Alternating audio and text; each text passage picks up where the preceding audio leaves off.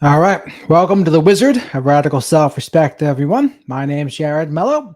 I'm also the Shepherd of Black Sheep. But today, I wanted to go over something that I've been seeing a lot of people be confused about. And especially since what I talk about on this channel, I didn't think it was going to be that much of an area of confusion. But on Instagram and on YouTube in some places, people are confused and worried about what Dr. Simon said in my interview with him and Dr. Salerno. And their concern is they think he's going to maybe influence people to give a narcissistic person more second chances or to hold on to hope that the narcissist will change. Now, as I always say on this channel, always trust the narcissist's actions. If their actions are not changing, that's what matters. And I would say to never hold on to hope that they will change. You always have to trust what their actions are telling you first and foremost. And I think people were a little disappointed / upset that it seemed like Dr. Simon was giving them a little bit of a charitable interpretation. But on this channel, that's not what I do ever.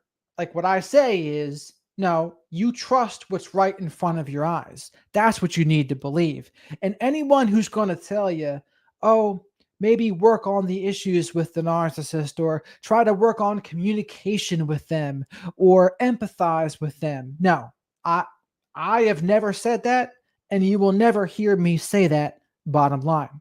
But that's another thing I went over today too, ways the therapists can enable people to stay with narcissists, how they enable abuse. And that's something that I have a short coming out about tomorrow. But some of the things that I think happens also to people is, especially if they had a religious upbringing where they're told, you really need to forgive people, or you really need to be understanding, or if you don't forgive, it means you have an ego issue, or you're holding on to resentment and you don't have enough love and light in your heart. Whether it's religion, whether it's spirituality, those things can all be distorted because my bottom line, and this maybe goes against a little bit what religion says and sometimes what spirituality can say, but I practice radical self-respect above all else. I am not going to do something that makes me tolerate abuse. I'm not going to do something that makes me tolerate disrespect. It's just not going to be a thing. And if something that I subscribe to is trying to make me do that, that is not something I want to be subscribed to. Bottom line. And of course, when this is your parents that are conditioning you and telling you to subscribe to this, it can be difficult to break free. I'm not disputing that. It can absolutely be difficult to break free. But what I would say to those people is you have to love yourself first and foremost. And even through a religious lens, do you think God wants you to put or to stay in abusive situations? That's what God wants of you, to be abused? I don't think so. And some people will twist and distort what Jesus said, for example. They'll say, well, he said turn the other cheek. Well, I could say that also means turn the other cheek and then walk away from abusive situations.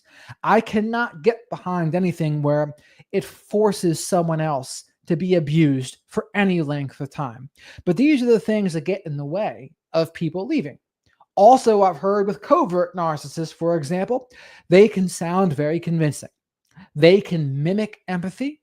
They can mimic understanding and concern, but it's really just a way to manipulate and to help them get what they want. But this is one of the reasons why it can take people so long to see through covert narcissists, because they do mimic empathy. They've learned to have something that looks very similar, but at best, it's cognitive empathy. It's not like they're feeling it. It's a cognitive empathy. And they've learned, okay, I can display this and it makes me look like I have empathy and it's going to help me get what I want. Now, but in those cases, they'll sound pretty convincing. And then maybe they'll play the victim. Maybe they'll blame their childhood trauma. Maybe they'll externalize the blame to you. Maybe they'll externalize the blame to all of the bad breaks they've gotten in life. But just the fact that they're doing that, that's the problem right there. Externalizing the blame is the opposite of taking accountability. It is one of the ways that they will avoid accountability at all costs. And if a covert narcissist is doing that, and they can sound convincing, they can sound genuine, they can sound authentic, they may even be able to say sorry. And again, that's not a common thing that they say sorry, but they'll say things like, sorry, that wasn't my intention, or sorry, you feel that way, or sorry, but that's the biggest one. And then usually sorry, but is followed by, I'm going to blame you, or justify why I did what I did, or make an excuse in some way. But they can sound those ways. But what you really need to pay attention to is, how are they treating you? And what are the clues to look for? Well, there's usually a few indicators. One, how do they handle the word no? How do they handle that? Do they lose their minds? Do they get really upset? Do they rage? Do they throw a temper tantrum? Do they give you a silent treatment? What do they do? That's a good indicator. Or you can tell them, oh, what you did hurt me. And then how do they handle that? How do they handle if you've said that your feelings are hurt? Do they blame you again? Or do they try to actually reflect and say, okay, I understand that I've hurt you. I'm going to try to actually work on this. And then most importantly, they follow through. And that's the big thing with any sorry or apology. Words are words. The best apology is changed behavior. And they should also actually show some remorse for what they've done as well. But even remorse without the changed behavior, that's not so good either. And again, ultimately, I think changed behavior is best, preferably with remorse. But if you show remorse without changed behavior, how good is that? Not much, if you ask me. But I would say if you've had genuine remorse, then you're going to be more likely to change the behavior. That's what I would say about it. But they can say those in some cases. Many will never, by the way. Many will never say sorry. So don't get it twisted. But I want people to not be blindsided by a covert narcissist who might say they're sorry. But it doesn't matter what they say. What do they do? But to continue with some of the clues that they're not really sorry and they're not going to change in any way. They continue to externalize the blame for whatever it is. That can look like them playing the victim. That can look like them making excuses for their behavior, blaming other things, etc. That's another good indicator they're not going to change. Or how do you see them act when they don't get their way? Do they throw a hissy fit? Do they act childish? Do they throw a temper tantrum? Well, those are also clues that they probably didn't change. How do they handle your boundaries? Do they respect your boundaries? Or do they do everything they can to get around them? Or do they do everything they can to disrespect them? And for me personally, that's what I've noticed, is that how they treat my boundaries is huge. If they don't respect them, and many of them, they have a very difficult time respecting anyone's boundaries. They just don't. And why don't they? Because they don't care. It's like Dr. George Simon said, it's not that they don't see, they disagree. It's not that they aren't aware, they just don't care. And what proves that they don't care is they continue doing the harmful things. In my own life and with family stuff, this is the most difficult because sometimes they'll try to get back into your good graces again, but then all it takes is you not doing something that they want you to do. Maybe they want you to forgive them. Maybe they want you to take them back. Maybe they want you to start talking to them more. But if you don't do that, give it enough time, how do they act? And an example of my own life, I didn't do that. I didn't go back to someone who wanted me to start talking to them again. And lo and behold, enough time comes by and they start sending me all sorts of hate messages. They'll comment on my social medias, comments through email, and they just try to rip me a new one. And that's the clue. Oh, okay. I didn't give you what you wanted. And then this is what I see. So, which goes to show you, if they're only being nice to get what they want, is that truly being nice? No, it's not. That's more like manipulation. So what's the key indicator if someone's being genuine is they'll accept whatever your answer is. A true apology comes with humility. And humility is knowing, well, this other person, they might not forgive me. They might not want to reconcile with me. And if it's a truly humble apology, that's something you're going to accept. But if it's not truly a humble apology and it's really more of a manipulation attempt to get what you want, if it doesn't go your way, then people get really upset. And when they get really upset, that's when you'll see them lash out, they'll rage, and they're telling on themselves. They're saying, yeah, I wasn't really sorry. I just wanted to control you again. I just wanted to be able to use you as an emotional punching bag. And now that you're not letting me use you as an emotional punching bag, I'm going to show you how unhappy I am and how little I care. And that's the thing about narcissistic people too, or any abusive people for that matter.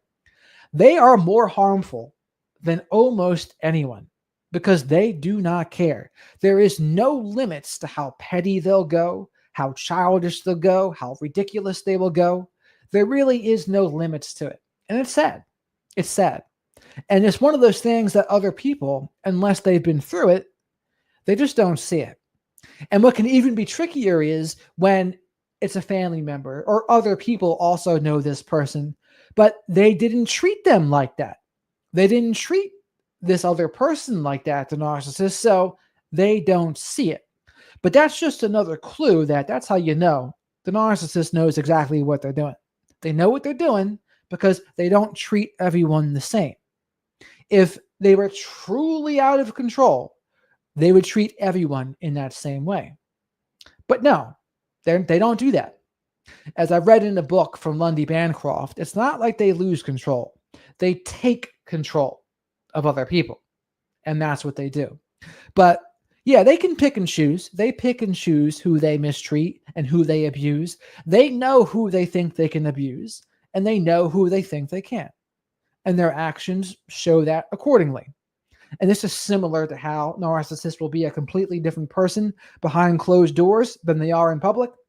Behind closed doors, the mistreatment comes out, the abuse comes out, the gaslighting, the crazy making, the reactive abuse, which is really just a reaction to abuse, the belittling, criticism, you're always guilty of something. But then everywhere else, people love the narcissist. They're like, oh, they're such a great, charming person. They're so helpful. They're so generous. But they don't see the side of them that you see. They only let that side out with some people. But if you're a victim in this case, that's really crazy making. When people around you are telling you how great of a person they think the narcissist is, and especially when someone is in a trauma bond with a narcissist and they are subscribed to the narcissist's distorted version of reality, they might start questioning themselves. And they might say, well, everyone else thinks the narcissist is so great. Why don't I?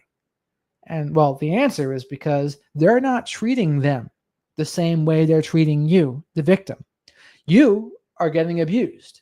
You are being belittled, criticized, put down, insulted, other forms of abuse, etc. Everyone else, they're not getting that side. So of course they're not playing with a full deck. They don't know the whole picture. So they're not making the most informed decision. You, on the other hand, the victim, you have more information. And so you're able to make a more sound decision about it. But like I said, when someone's in a trauma bond with them, they're in that spot, and it can feel really crazy making when other people think the narcissist is great. It has a gaslighting effect. And this can be pretty lonely to feel, oh man, I'm the only one who sees through the narcissist. And the other thing, like I said, was a lot of narcissists seem to have that devil's luck. And there's various reasons for that. Sometimes people think, yeah, they've made a deal with the devil. Or I think also some of what it is when they're charismatic and charming and they can make people feel good, people are more likely to overlook their bad behavior. Or maybe it's a case of agreement blindness where people like the narcissist or they like what they say and they agree with the subject matter, then they're more likely to overlook things too. But that happens as well, no doubt. So those are just other things that can happen that can make people overlook their nonsense, and it's part of their devil's luck. And that's really frustrating as well for victims to see, where they do so much, they do so many things that are out of control, petty, and ridiculous. And it just seems like the consequences don't catch up to them. Sometimes they do, but a lot of times they just don't. And then the person who is more of a good hearted person, understanding and forgiving, it can almost seem like those traits get used against them. And they can have the opposite of devil's luck. They get a disproportionate amount of consequences. And I've seen that too. I have a friend that's going through something similar. And I think that's a good story to tell, honestly, what's happening to her. What happened to her is she didn't want to smear her ex. And her ex abused her physically, emotionally, etc. But she didn't want to call it that. So they got separated and she didn't want to call it that. But the fact that she didn't is really coming back to bite her now, because now what's happening is the ex is trying to use the kids as pawns against her. And they're trying to make accusations, oh, under the influence of this or something or the other. And it's like the little bit of leeway she gave him is now being used against her. And she's getting a disproportionate amount of consequences that are not even legitimate consequences because she didn't do it. But the fact that she didn't want to label him as an abuser, she didn't want to go all the way, because there was a small part of her that was like, well, this is the father of my children. I was married to him for years. I don't want to ruin him. But it was that very small part of her that was a little too understanding and a little too forgiving that is really coming back to bite her now, because now there's a kid that is weaponized against her, and he's on the father's side, and he takes the father's side. And when that happens, a child becomes a flying monkey of the narcissist. That's a tragedy, because what do you do in that case? So, I mean, I know what I say to do is all you can do is just try to be the best person you can be genuine, be authentic, tell the truth about the narcissistic ex without smearing them, but definitely tell the truth. Tell the truth to an age level, appropriate level, to an age appropriate level, tell the truth. Because if you don't, they're going to use that too. Because if they don't know the whole story, the narcissistic ex is going to use the fact that they don't know the whole story against them. And they're going to try to fill in those gaps with their own parts of the narrative. And if you're not careful, then that child will take their side, and now you're in a hell of a spot. And then sometimes CPS can get involved. And it just seems like the smallest of things that you do to not grill the narcissist and hold them accountable can really blow up in your face. So the reason I'm even saying this is because if you're in a situation like that, hold them accountable. Tell the truth in the divorce proceedings. Tell the truth in the police reports, because if you don't, it can really backfire. And the fact that you don't go hard on them and tell the truth can blow up in your face later, and then it can turn into a bigger headache. And I know some people, they want to be forgiving and understanding and not quote unquote ruin them, but the narcissist has no one to blame but themselves for that. That is not your responsibility. They are responsible for their actions, not you. And if they really didn't want to be ruined, quote unquote, they shouldn't have done what they done. They shouldn't have put their hands on you. That's the bottom line.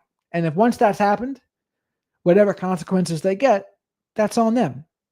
But what contributes to their devil's luck is when the spouse doesn't want to hold them accountable and lets them slide through a little bit. So the narcissist does all these terrible things, but then they slip through the cracks. And then whatever you do to not go all the way to hold them accountable, they just keep on coming back. It's like a cockroach. It's a cockroach that just keeps on surviving no matter what. It's a shame. And it's one of those awful situations. Those situations when you can't go no contact in a co-parenting situation or a work situation or a family situation, those are some of the toughest ones of all. Because now all you can do is the tools, the least amount of contact necessary, Don't jade, justify, argue, defend, or explain. Gray rock, yellow rock, biff. See them as an emotional 4-year-old or a malfunctioning robot. That's it.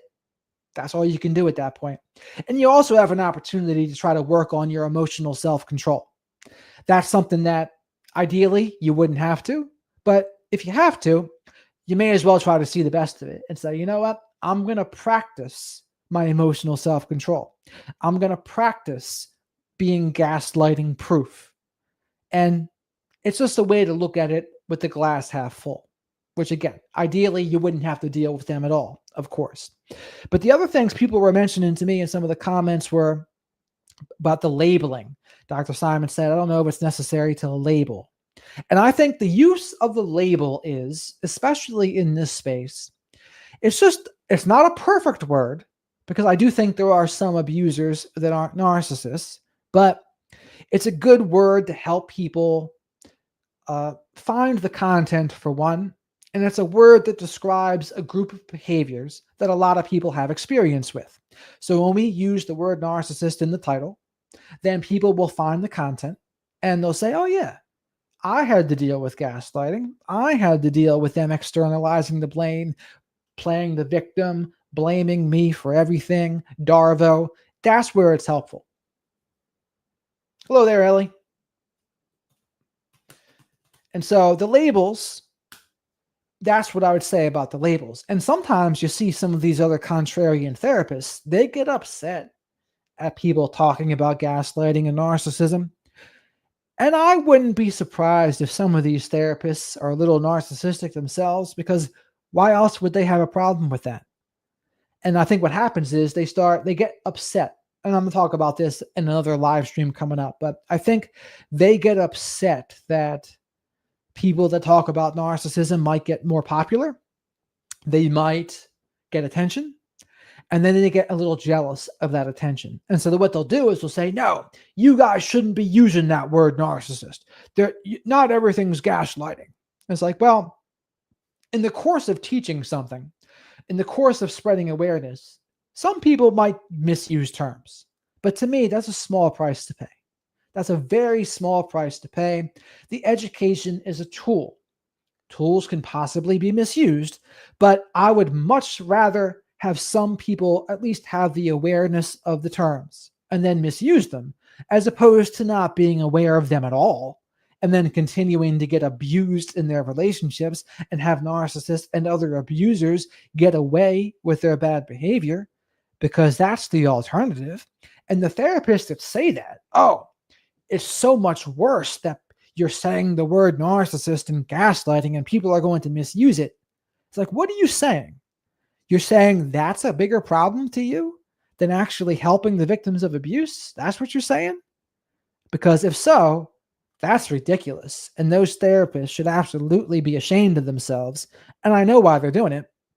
Capitalism and money. That's why they're doing it. And they also might be narcissistic, like I said. But all of that is absurd, I think. But I'm going to talk more about that in another stream. But that's the benefit of the label. Ultimately, I do think the behaviors are more important. But I think the one benefit of saying the word narcissist in particular is it really helps cement home for people they're not going to change. And you have to start treating them accordingly. And maybe that's even something I don't emphasize enough. Because to me, I always say, yeah, trust their actions, not the words. Never hold on to hope that they change. And I know that, right? And granted, I'm a veteran of this stuff now. I've been through it in many circumstances, romance, family, friends, work, etc. But I guess sometimes I can forget like what it's like in the very beginning. And I don't, since I'm years removed, I might be not desensitized, but you grow in your journey, and the things that are very important to you, they change, or where you are in the process, it changes. And this is why some people that create content on narcissism, they don't do it forever, because they grow through it and it no longer serves their spirit anymore. And I, for the most part, I still enjoy doing it, but there are some times where it gets like a little tedious, if you ask me. But the point of all that is, I understand once I see someone do those toxic behaviors that a narcissist will do, they have to prove to me otherwise that they won't. Once I put them in that category, I treat them as such. And that is one of the things I see people struggle with the most. They really struggle to accept this person's a narcissist. This person is abusing me, disrespecting me, mistreating me, gaslighting me. Why can't they be a normal person? Why can't they be understanding? Why can't they be reasonable? Why can't they problem solve with me? Why can't they want to solve conflicts with me? And they really get caught up on that point. And I guess there's a lot of people that are in that spot where they get really caught up on it. And that's where it just needs to be emphasized. No, once they do those things, they are in that box until proven otherwise. And for the very most part, it does not get proven otherwise. You put them in that box and you stay. They stay in that box. And that's the use of the word narcissist. They stay in that box and you don't let them out, because that's going to be the healthiest thing for you to do. Almost always.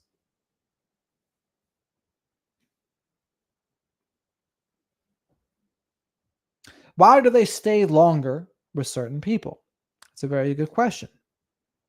So the answer to that question depends on a couple of things. There's a lot of relationships with narcissists that appear to the outside to be looking good.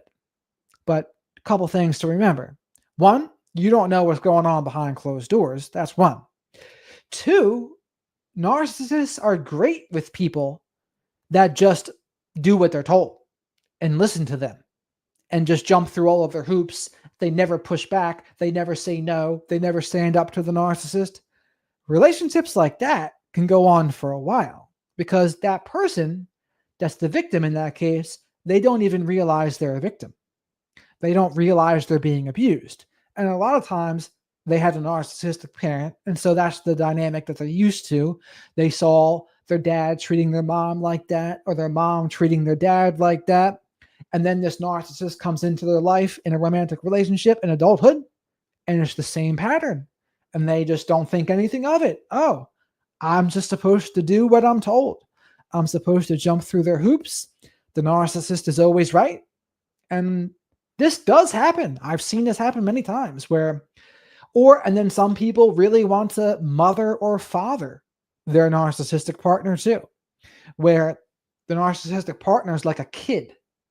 And then the other person really enjoys trying to take care of them or being like the police officer. And for some people, they'll think, oh, no, I would never do that. That's disgusting. Well, it does happen.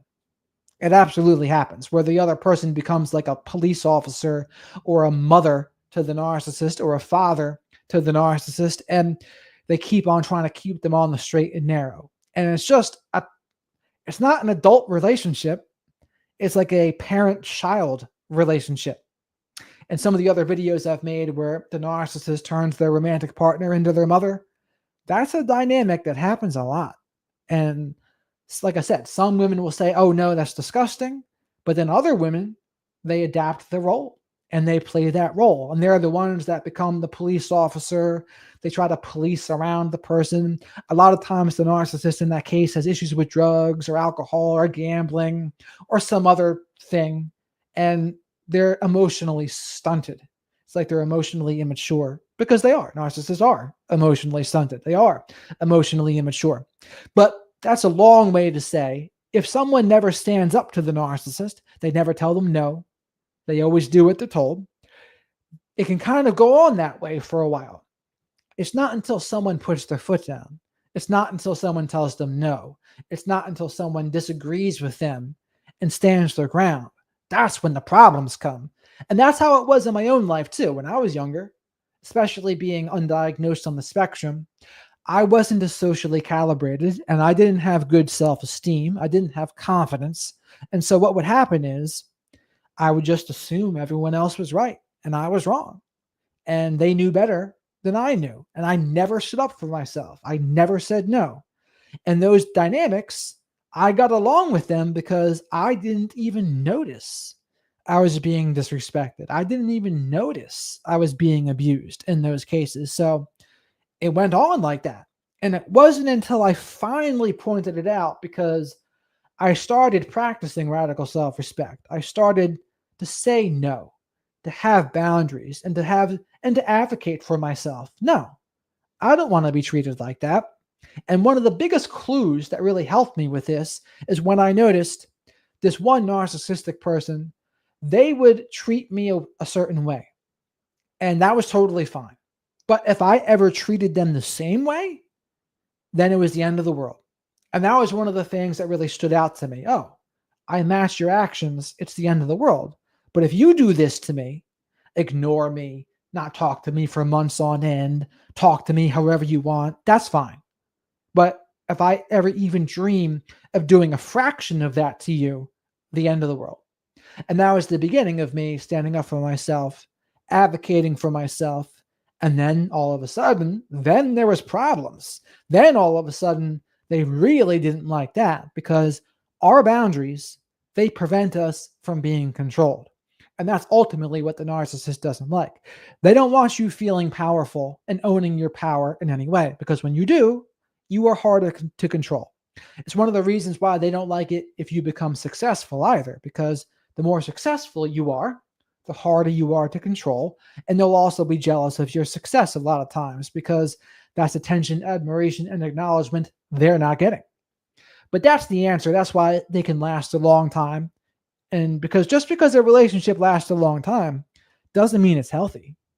It can be extremely dysfunctional. It can be abusive, but you just might not know it, because just the nonsense happens behind closed doors. Other people don't see.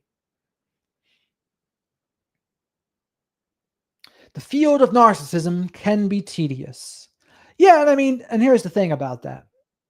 When, depending on my emotional state, like for the most part, I'm pretty good, but occasionally I can be upset about some things.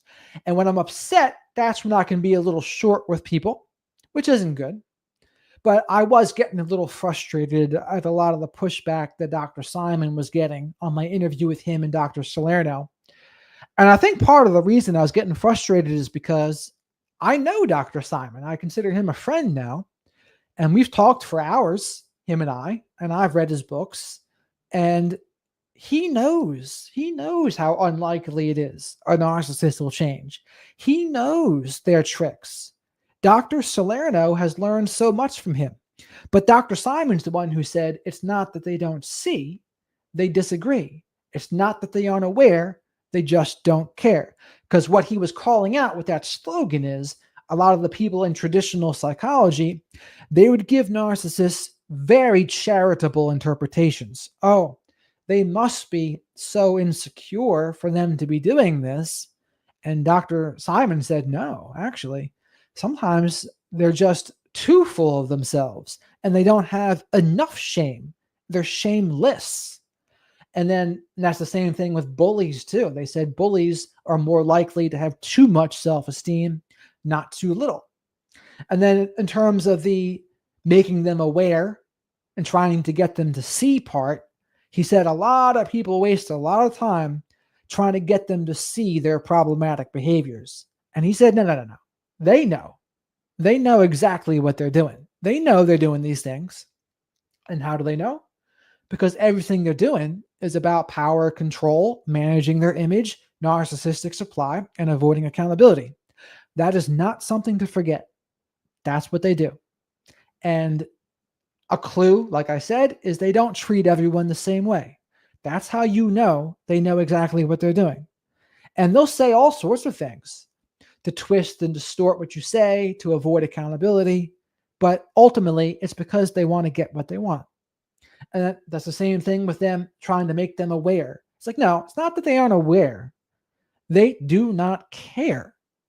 They have impaired empathy. So when they harm you and hurt you and screw you over, they just don't care much about that. They don't care. And that's how they continue to do it. And this is another example of when you trust their actions, that's what matters. And when someone's actions never change, they keep on doing the same abusive things, lying, cheating, abusing you, screwing you over, insulting you, belittling you, acting condescending, using Darvo, gaslighting you. That's the answer. They don't care because they keep on doing those things. If someone really cared, they would do everything in their power to not do those things. Actions will always speak loudest of all. When you say no to the narc, the games begin. Yeah, that's when they'll lose their mind, right? That's when then all of a sudden you're crazy.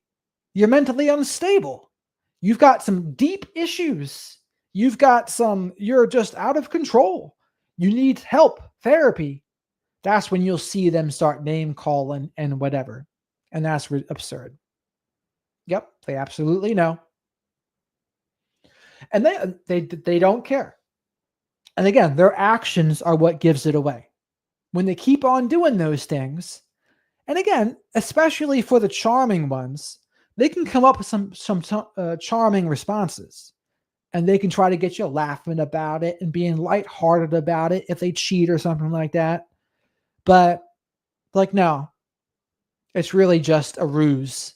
It's more manipulation. They know what they're doing. They know what they're doing, and they would just rather do what they do. Because if they really didn't want to do that, they would actually try. Because let's face it, they're not trying 99 times out of 100. And that's the other part of this, right? I don't want anyone to hold on to any kinds of hope. I've never told someone to hold on to hope for that.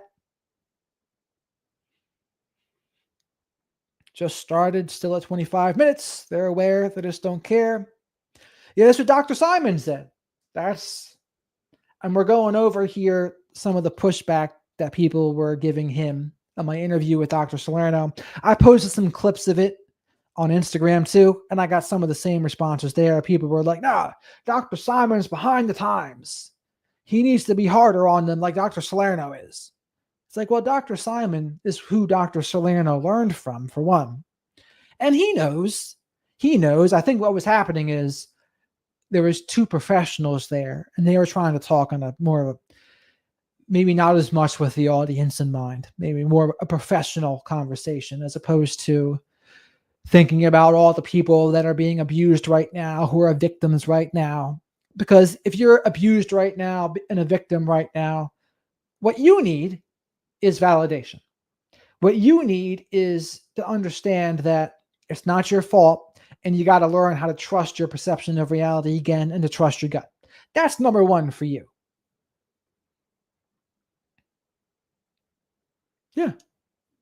And that's the other thing about narcissist behavior too, is that they get rewarded. They're rewarded when they act out. They're rewarded when they exploit. They're rewarded when they seek attention at all costs. Especially now in the social media era, attention equals money. Attention equals narcissistic supply.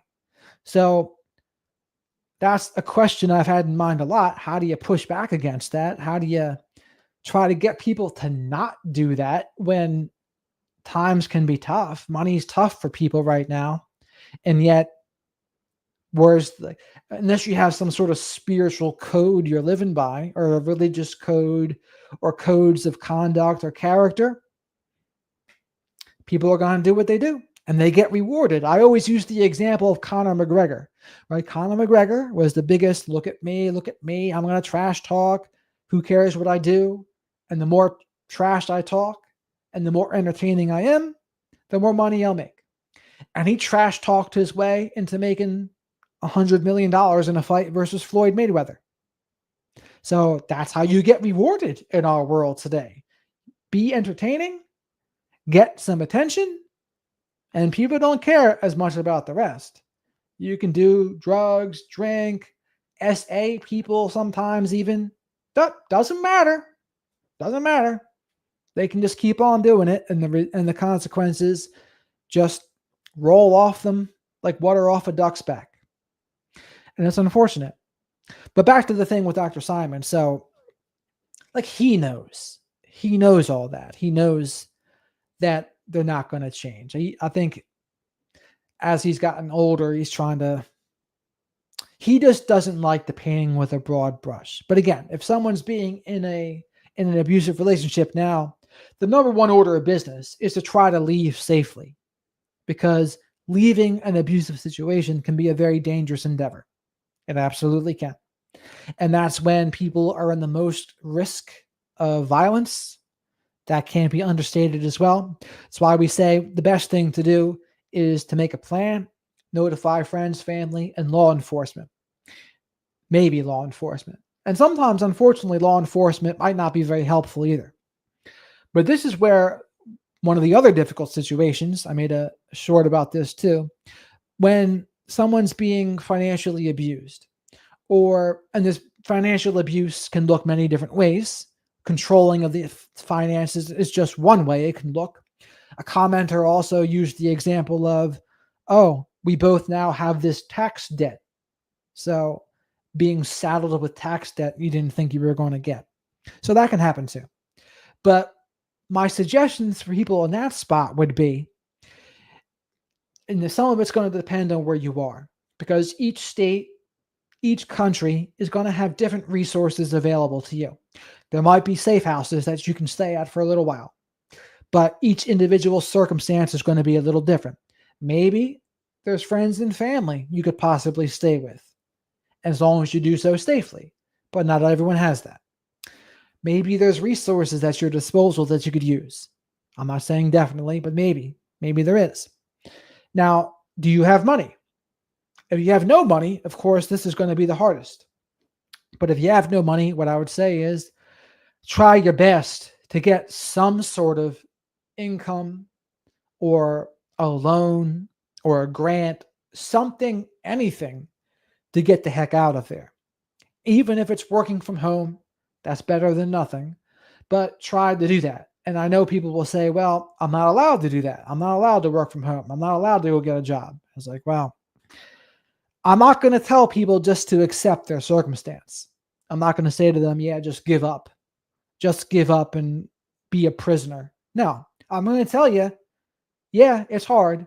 And yeah, it's a terrible situation. And yeah, I wouldn't wish it upon anyone. But you still got to try. And you got to keep on trying things. You got to keep on trying things until you figure out something that works. But you absolutely have to be safe about it. Some of the other things I've heard is to have a to-go bag ready at all times, filled with your medicines or whatever else you take, because sometimes the narcissistic person will try to weaponize your medicines against you, withhold them from you, because they're doing that very purposefully. It's all about coercive control. But you have that in the case of emergencies, where if they're going to get violent, have a to-go bag ready to go so that you have a place to bolt to and have a plan of where you're going to go. Hopefully you have a friend or a family member you can stay at, but I know that's not always going to be the case.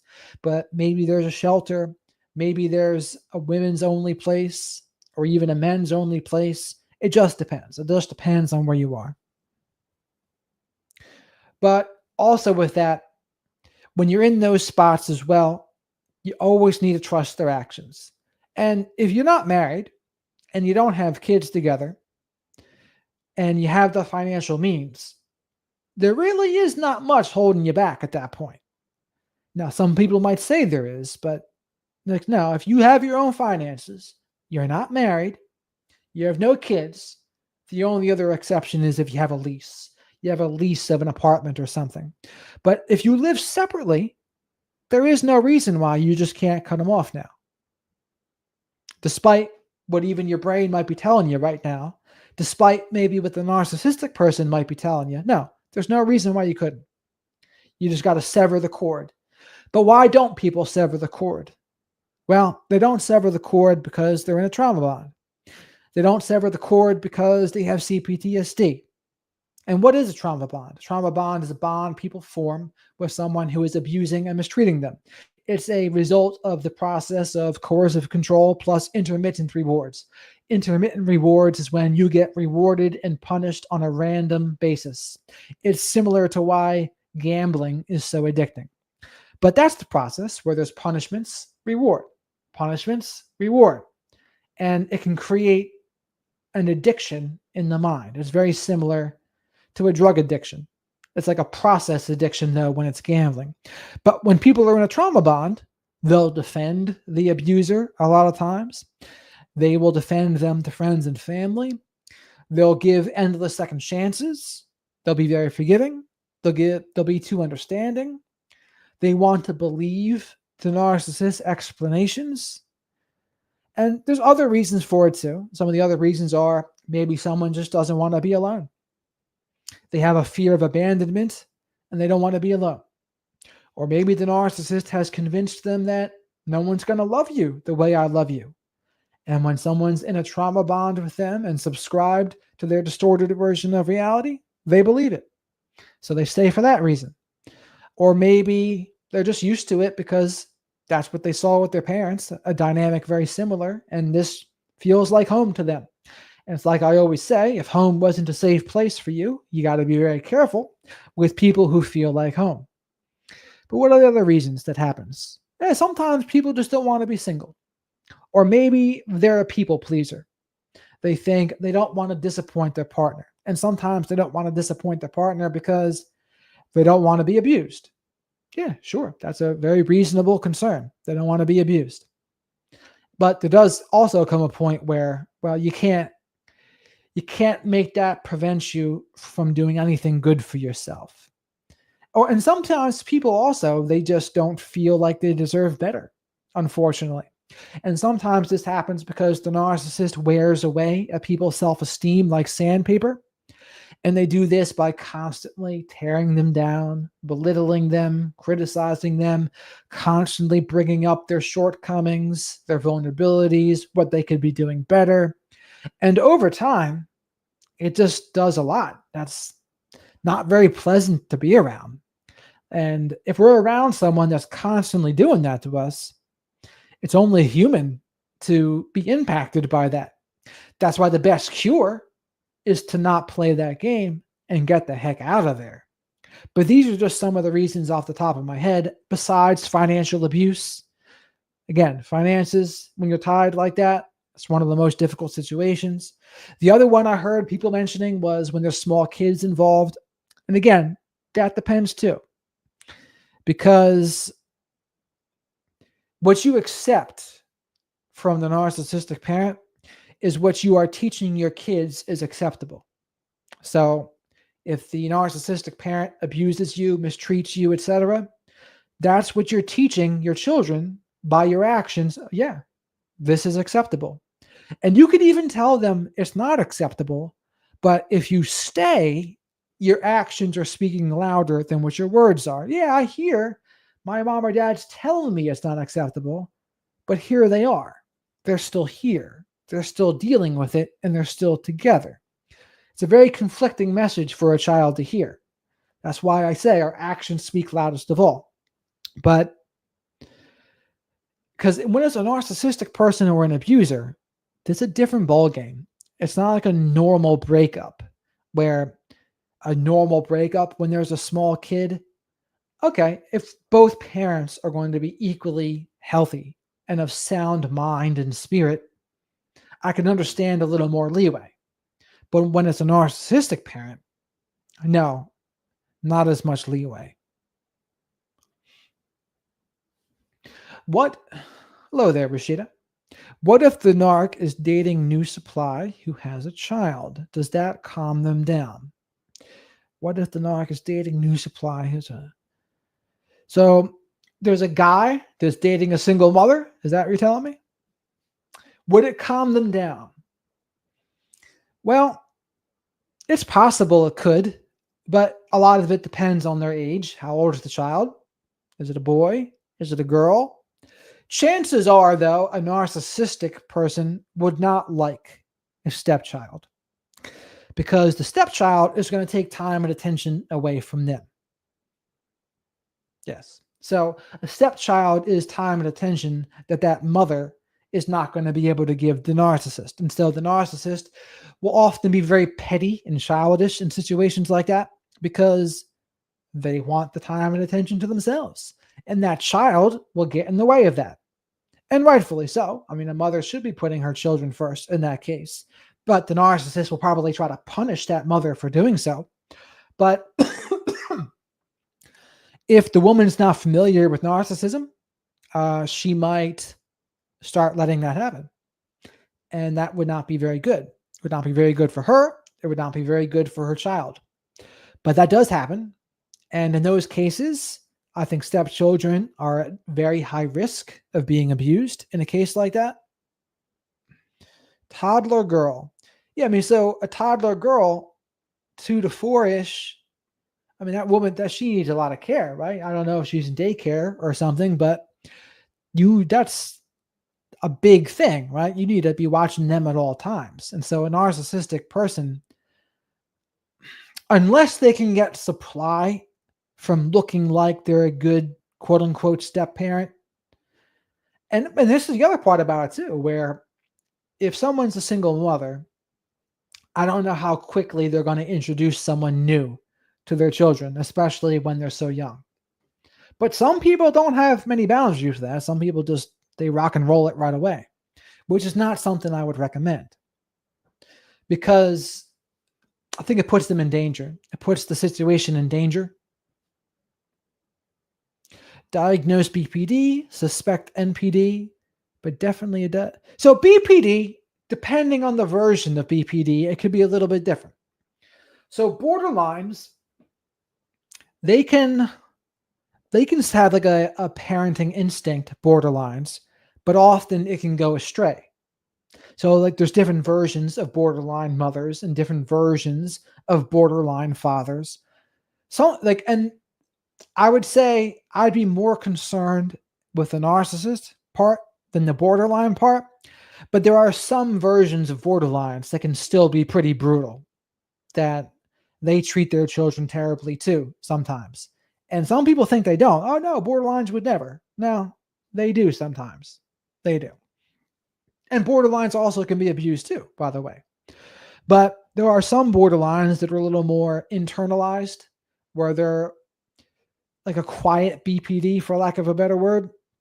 They have just chaos on the inside, but it doesn't come out as clearly. But those people, they might not be as bad with a child, but with a narcissistic parent or a step parent in this case, or whatever they would be, yeah, they're not going to like it. It's going to take time and attention away from them. They're going to want to do what they want to do.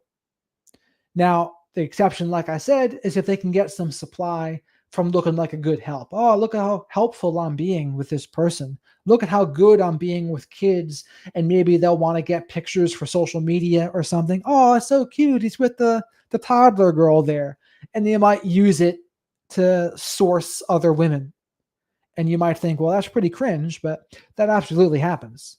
I guarantee you that happens. So, but again, it depends. I'd have to figure out what kind of person that really was, because narcissists and borderlines can be similar, but they can also be pretty different depending on the type. Depending on the type and depending on the level of severity. But back to the other point, regardless of the reasons why someone might stay, you need to trust those actions. And you got to also fully realize that being alone is much better than being in bad company. Being alone is better than a toxic and abusive relationship. And never forget that an abusive relationship is one of the loneliest places in the world. Absolutely it is. People might be afraid to be alone when they're single. No, you feel more alone when you're being abused, because often the narcissistic person also, they're going to try to isolate you from friends and family. They're going to try to cut you off from them. How do they do that? Well, they'll punish you overtly or covertly for spending time with them. And maybe they'll make a fuss. Maybe they'll scream and cry, throw temper tantrums when you go out with them, demand that you call them every hour on the hour. Or if you go visit family with them, they'll cause such a fuss that it makes you never want to do it again. Those are all the ways that they do. Covert punishments could be something like a silent treatment. It could be them just being moody and maybe forgetting things, quote unquote. But chances are they didn't forget. It's just a covert punishment. But those are the ways they can isolate people. But the point of me saying that was, an abusive relationship is a very lonely place. And being single You are free.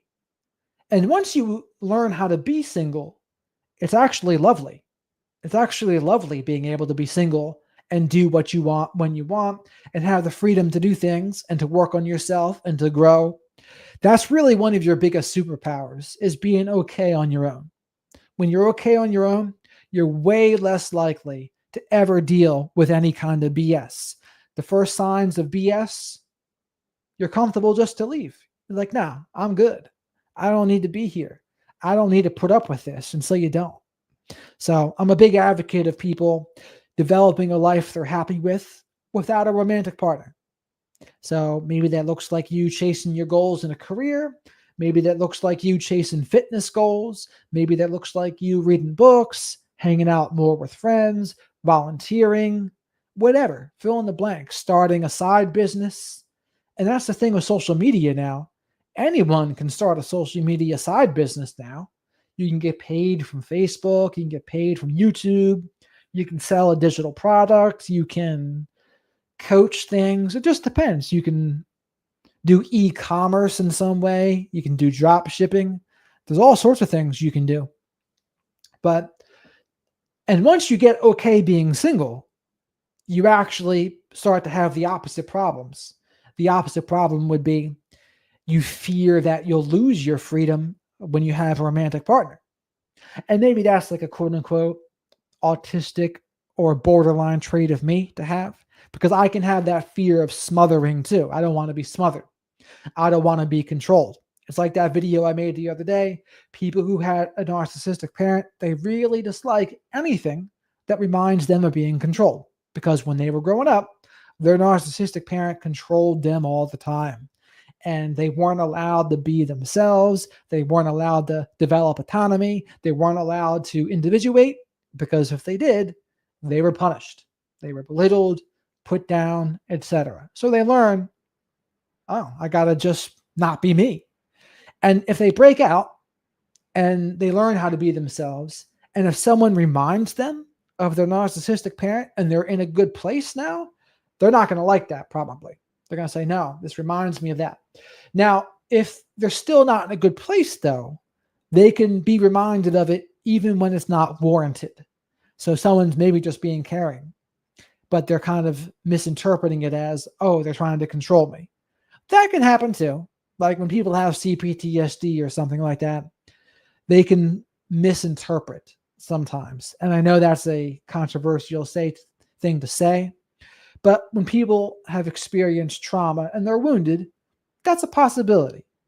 I would still want to validate people, but it's possible people can have disproportionate reactions as well. And it's a thing. Thank you, Ellie. So yeah, that's the one homework assignment for you all. Be okay being on your own. Get okay being single. And if you know someone in these toxic situations, validate their perception of reality. Tell them they're not alone. And encourage them to get the heck out of there. And to not hold on to hope that they're going to change. Don't believe their words. Always trust their actions first and foremost. And that's the use of the narcissistic label. Once you put them in that box, they stay in that box. And that's what I do. Once someone's bad enough that I consider them in that box, they do not get out of that box. And you always have to treat them like that. And if you don't, it bites you in the ass. I've seen that happen plenty of times. No. Once you put them in that box, the narcissist box, they stay in that box. Don't be too forgiving. Don't be too understanding. You have to treat them like a narcissist. And what does that mean? You don't jade. You don't justify, argue, defend, or explain. You don't share anything more than what is necessary. You don't play their game. You don't open up to them emotionally. You don't get vulnerable with them. You don't share intimate details about your life. Nothing. And people would say, oh, that's so whatever, so ridiculous. It's like, no, their behavior, the narcissist behavior is what's ridiculous. You just have to act accordingly. And the only reason these would even come up is because you can't go no contact anyway. Once you can go no contact, it's not even a thing anymore. You can just get out of there. Right. So that's the bottom line with that. But you don't keep them in that box. If you're co-parenting with them, don't get too friendly. Don't open up. Don't share anything more than what is necessary, because they're almost always going to throw those things back in your face. They're going to weaponize them against you. They're going to try to do something to get under your skin, because ultimately they don't like losing control. And that's one of the things that motivates their pettiness. They don't want to lose control of you. They want to win. And if you got out, they think they're losing. They want to come out on top, and they want to get to you in any way possible.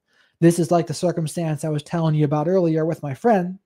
That's something that guy has told her. I'm going to win. I'm going to get my way. And there is no limits to how far they'll go if they're that way. And you just can't forget that. You can't let the forgiving side of you or the understanding side of you, you can't let that part of you get in the way. Because unfortunately, that's the part of you that will get exploited. And it's not being a bad person to put your foot down. It's not being a bad person to go no contact. It's not being a bad person to be assertive.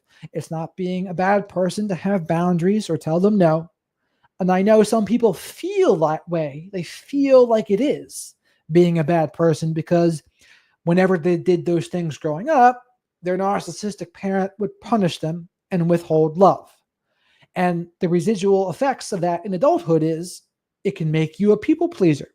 It's one of the reasons why people become people pleasers, because whenever they put their foot down, whenever they say no, whenever they assert themselves or assert their autonomy, then all of a sudden they get punished and love gets withheld.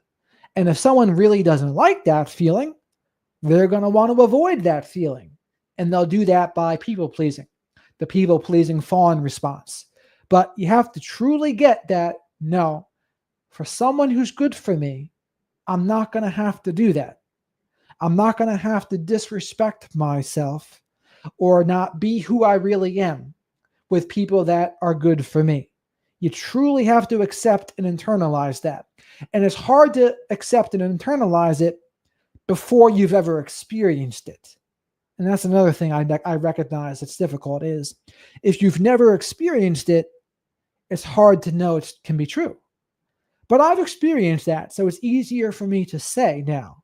So until you experience it for yourself, you got to take my word for it that it is possible. It's not extremely common.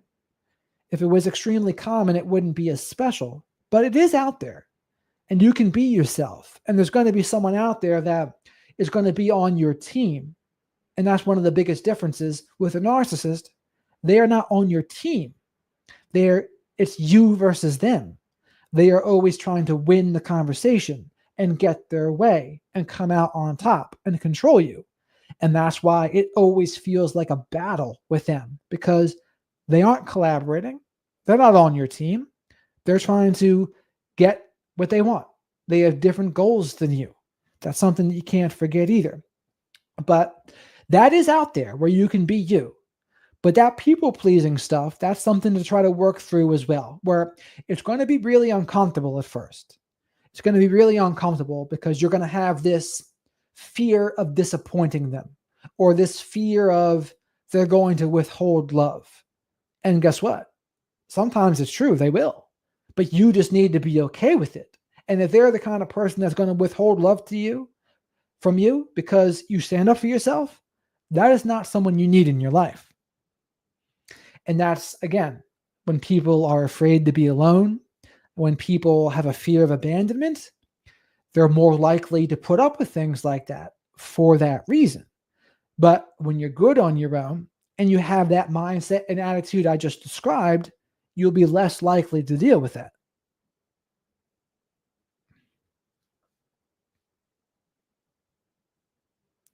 Around 38 minutes, gatekeeping seems to be a very particular narc behavior. Gatekeeping what in particular?